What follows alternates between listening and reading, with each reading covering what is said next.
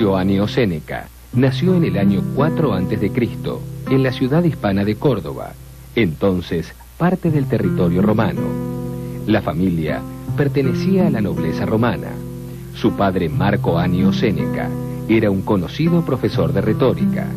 Lucio Anneo siguió sus pasos interesándose por el mundo de las ideas y las leyes. Todos los caminos conducen a Roma, decía el proverbio. En la capital del imperio confluían todas las expresiones artísticas, literarias y filosóficas. Séneca llegó a Roma en el año 31, tiempos del emperador Tiberio. El imperio romano del primer siglo de la era cristiana se extendía por los continentes de Europa, Asia y África. Hasta los lugares más recónditos había llegado la cultura grecolatina. Tras la muerte del emperador Augusto en el año 14 después de Cristo, se sucedieron en el trono 4 emperadores de la casa Claudia. La república parlamentaria se iría convirtiendo en una monarquía absolutista, en la que se repetirían las conspiraciones, los crímenes y escándalos.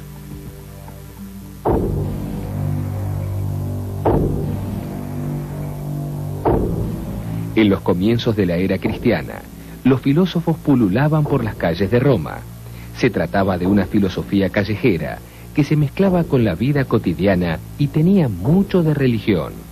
Las creencias paganas y el panteón de dioses romanos iban dejando lugar a una postura más escéptica y monoteísta. Séneca se inició en la filosofía con el estoico Átalo y Demetrio el Cínico. Luego de algunos años de aprendizaje, se inclinó por la doctrina estoica. La escuela estoica había sido fundada por Zenón de Citium hacia el año 300 a.C. Se estableció en Atenas, en el llamado Pórtico de las Pinturas. El lugar dio nombre a la Escuela del Pórtico, que más tarde pasó a Roma y tuvo entre sus exponentes a Cicerón. Las cuestiones morales constituían el centro de las preocupaciones estoicas. Las reflexiones incluían lo que tuviera que ver con el Estado, el hombre y el sabio en particular. El estoicismo recomendaba el camino de la virtud para alcanzar la felicidad, y su guía, en esa búsqueda, era la razón. El sabio debía despojarse de sus pasiones para lograr la apatía, la ataraxia, un estado en el que los sucesos exteriores no lo perturbaban. Si lograba alcanzar ese ideal, no temía ni siquiera a la muerte. La aceptación del destino era una de las condiciones del estoicismo. Las ideas estoicas, profundamente racionalistas, tuvieron gran aceptación entre las clases altas de la sociedad romana, entre los juristas y gobernantes. Eran los ámbitos que frecuentaba Lucio Anneo Séneca. Gran orador, Séneca se desempeñó en el foro romano como abogado y luego ingresó en el Senado.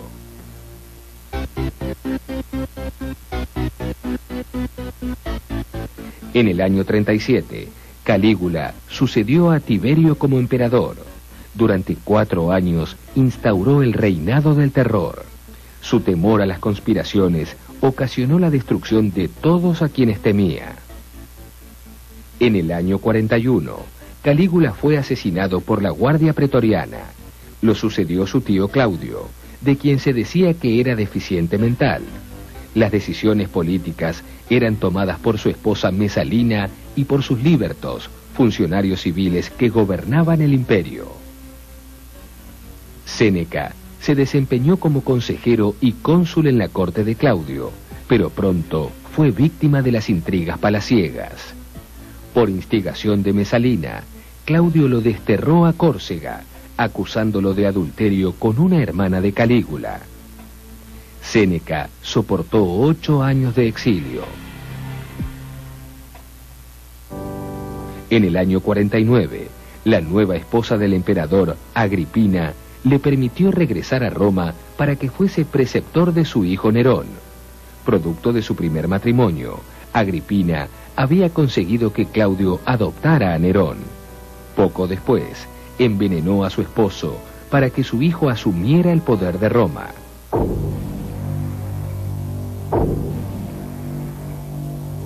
En el año 54, con apenas 17 años, Nerón fue proclamado emperador de Roma. Como tutor y asesor, Séneca se convirtió en uno de los hombres más influyentes de la corte. Llegó a dirigir en gran parte la política estatal. Para Nerón, Séneca escribió el Tratado de la Clemencia, referido a la naturaleza del poder monárquico. En él, establecía que el príncipe debía gobernar en nombre de la virtud y la recta razón, con justicia y clemencia, sin abusar del poder que se le había conferido. Para conservar el poder, Nerón envenenó a su hermanastro británico, hijo de Claudio y heredero legítimo del trono. Luego, mandó matar a su esposa Octavia, acusándola de adulterio, y a su propia madre, Agripina.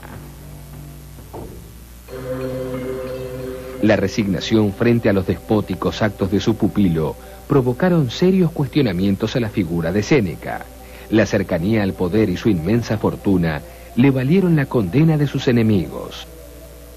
De esta época es su obra, De la vida bienaventurada, en la cual se defendía de las acusaciones. Séneca escribió también algunas tragedias y sus diálogos o tratados morales, de la ira, de la divina providencia, de la brevedad de la vida, de la constancia del sabio. Muchos de estos tópicos serían retomados en las epístolas morales a Lucilio. En el año 62, Séneca tenía más enemigos que aliados en el círculo cercano al César, y su influencia era escasa en el Senado. Solicitó a Nerón retirarse de la corte, luego de devolverle todos los obsequios que él le había dado. Séneca abandonó la vida política y pública, entregándose por completo a la filosofía. Entonces escribió sus principales obras: el Tratado de Física titulado Cuestiones Naturales, y el más grande tratado moral, las Epístolas a Lucilio.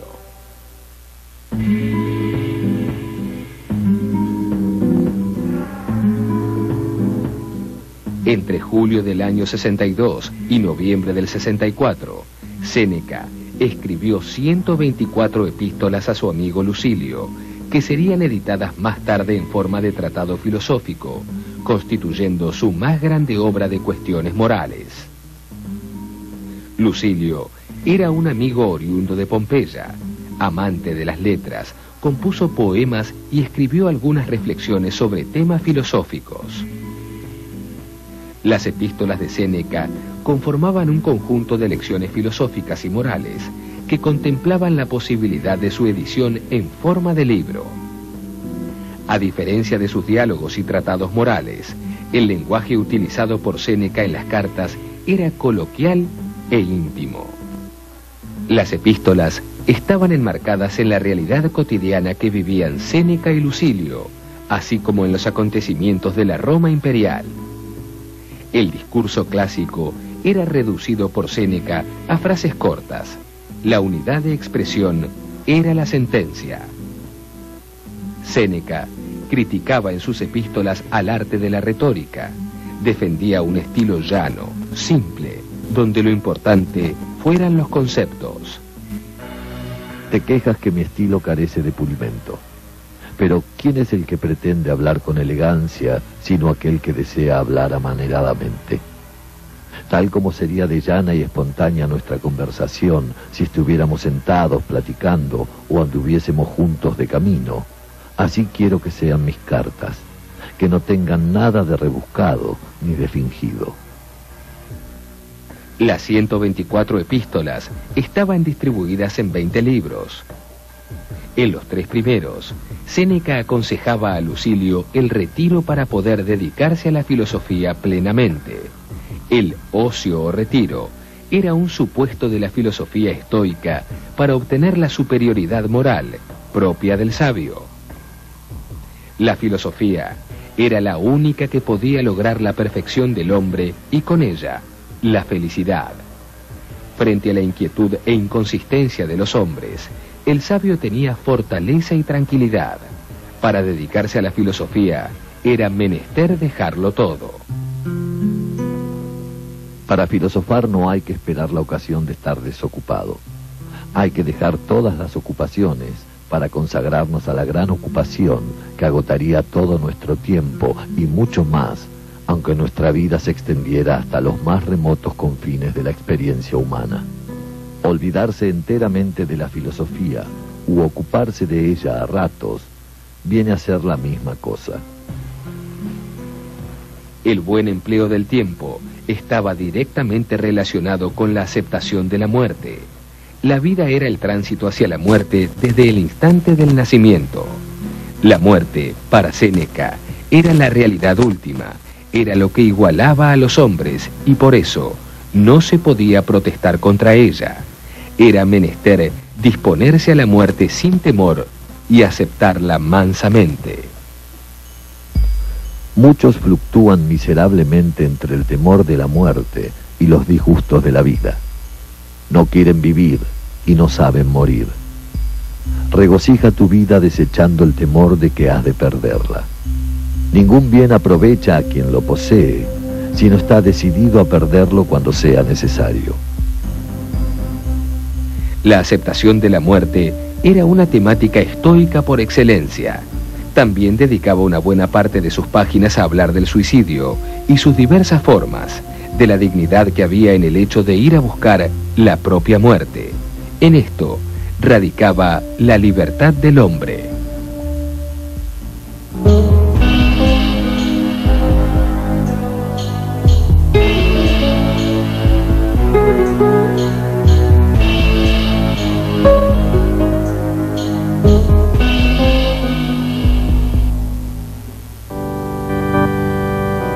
Franquéate, pues. Emancípate ante todo del miedo a la muerte, que es la primera de las servidumbres, y luego del temor a la pobreza. El despojo de los bienes materiales y la elección de la pobreza constituían otro tópico propio de los estoicos, enseñanza moral que Séneca impartía en sus cartas. Todo puede despreciarse, pero poseerlo todo es imposible. El camino más corto para ser rico es despreciar la riqueza. Séneca sería duramente criticado por sus contemporáneos, pues su enorme fortuna se oponía a lo que predicaba. Séneca también meditaba sobre el poder. El monarca debía ser un príncipe justo. En este caso, el sabio, los filósofos, debían mostrarse agradecidos, pues se le permitía vivir en el ocio para dedicarse a la filosofía sin otra preocupación. Pero la realidad del emperador romano era muy diferente al ideal estoico. Séneca dejaba escapar críticas a los poderosos. En algunos pasajes, juzgaba a los actos políticos de las grandes figuras de la historia romana. Las cosas que debemos temer, si no me engaño, son de tres clases, a saber, pobreza, enfermedades y opresión de los poderosos. Pero esta última es la que más nos mortifica, porque viene acompañada de ruido y tumulto. A veces es al pueblo a quien debemos temer, a veces a aquellos que gozan favor en el Senado, si de esta manera está constituido el gobierno. En julio del 62, Séneca relataba a Lucilio su asistencia a los Juegos del César, a los que calificaba de verdaderos homicidios. En la arena, los condenados a muerte debían exterminarse unos a otros. Séneca reflexionaba en torno a la muerte, a la justicia y a la frivolidad del público que se entretenía viendo morir a los condenados. Séneca mostraba su costado humanista. En un diálogo inventado con los espectadores, les preguntaba por qué los condenados debían morir de esa manera. Pero es que tal o cual ha robado, ha matado hombres. Pues ¿qué te has creído? Aquel tiene que sufrir estos males por haber matado. ¿Qué merecerías tú, miserable, por haberlos contemplado? El espectáculo se interrumpe. Mientras, para no quedarnos sin hacer nada, que ahoguen hombres. Muy bien, pero ¿no comprendes aún que el ejemplo del mal vuelve sobre aquel que lo realiza? Dad gracias a los dioses inmortales, que estáis enseñando a ser cruel a quien no puede aprenderlo.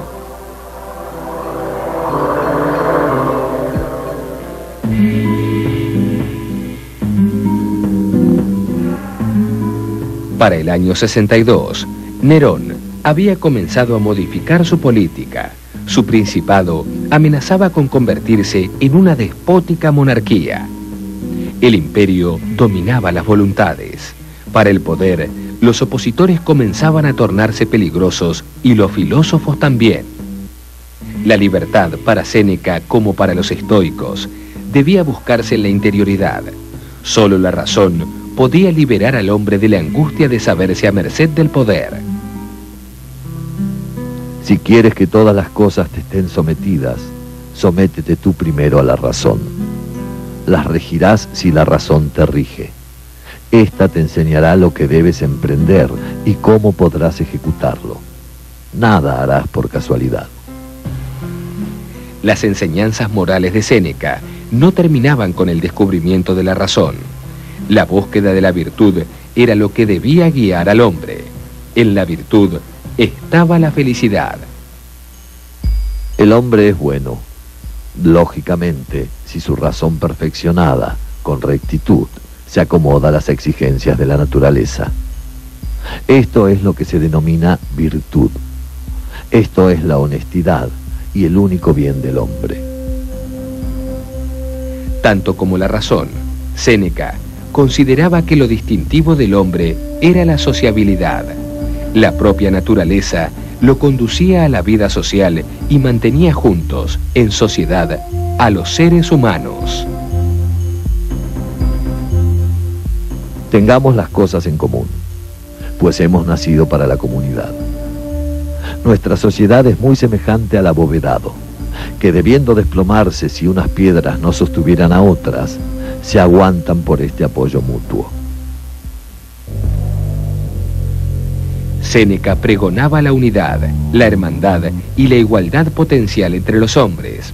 No solo entre los hombres libres, su sentimiento incluía a los esclavos, a los que consideraba camaradas y amigos. Son esclavos, pero también son hombres. Son esclavos, pero también comparten tu casa. Son esclavos, pero también humildes amigos.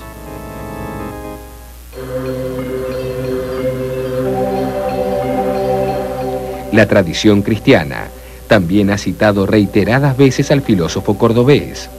El siglo de Séneca fue el siglo del nacimiento de Cristo y del cristianismo. El monoteísmo era ya una clara tendencia en numerosas religiones y sectas de Oriente y Occidente. También la filosofía se había impregnado de un espíritu religioso. El dogma se transformaba en teología. Séneca fue el pensador pagano que más se acercó al cristianismo. En su mensaje moral existía un Dios creador del universo y padre de todos los hombres. Un Dios que todo lo veía y que habitaba dentro del hombre. No puede afirmarse que Séneca haya conocido al judaísmo o al cristianismo, pero se han establecido similitudes en algunas de sus sentencias y los evangelios, fundamentalmente en San Pablo. Con respecto a cómo debe tratar a los esclavos, Séneca le dice a Lucilio: vive con el inferior del modo como quieres que el superior viva contigo. Séneca era ante todo un estoico. Muchos de sus principios éticos pertenecían a esta doctrina: la aceptación de la muerte, el dominio de la razón sobre las pasiones, el desdén de los bienes materiales y la búsqueda interior. Séneca inauguró una nueva etapa en esta corriente filosófica. Si el estoicismo anterior se había orientado hacia la ética, pero atendiendo al aspecto social y político, para Séneca, el individuo debía buscar la perfección en su interioridad, y ésta solo podía ser guiada por la razón. Esa razón, que no pedía cuenta a nada ni a nadie, que soportaba las injusticias con dignidad. Como buen estoico, Séneca pregonó la actitud de la resignación, que llevó hasta su lecho de muerte. ¿Llegaré a ser pobre? Me encontraré entre muchos. Desterrado, supondré que he nacido allí donde me manden. Encarcelado, ¿qué importa? Estoy libre ahora. Ligado estoy al cuerpo, que es naturalmente pesado. Moriré. Debes decir en este caso, ya no puedo estar enfermo, ni preso, ni morir otra vez.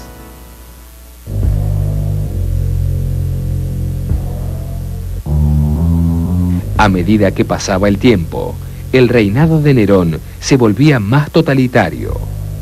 El terror volvió al poder y terminó con el asesinato de todos los que se oponían a Nerón.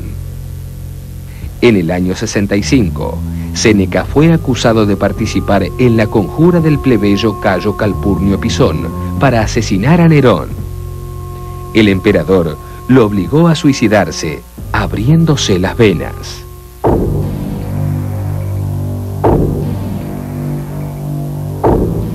Séneca llevó adelante la sentencia actuando como un verdadero estoico.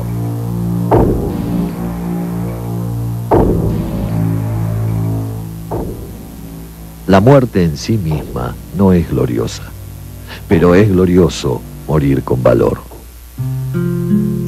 La mujer de Séneca, Pompeya Paulina, quiso seguir el destino de su esposo y suicidarse también, pero el emperador no lo permitió y ordenó que se le curaran las heridas.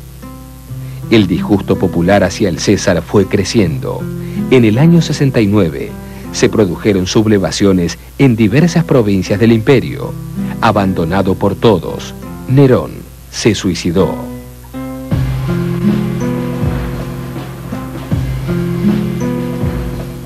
Las epístolas morales a Lucilio, en forma de manuscritos, fueron leídas por los discípulos de Séneca y numerosos filósofos de la época. Recién con la difusión de la imprenta en el siglo XV, aparecieron las primeras ediciones impresas en Estrasburgo, Roma, Nápoles y París. A fines del siglo XVIII, comenzó el interés por recuperar los manuscritos originales de Séneca, y en 1914 se publicó la edición de Gense en la Biblioteca Teubneriana, considerada hasta hoy la más completa. Séneca vivió en un mundo cambiante. Fue el último sabio antiguo y el primer intelectual moderno. Supo combinar en las epístolas morales a Lucilio la más erudita filosofía con la vida cotidiana. Desde su postura estoica, intentó hallar un consuelo para un pueblo que debía soportar las más grandes injusticias. Las enseñanzas morales de Séneca permanecen vigentes. Continúan siendo hoy grandes lecciones de filosofía y de vida.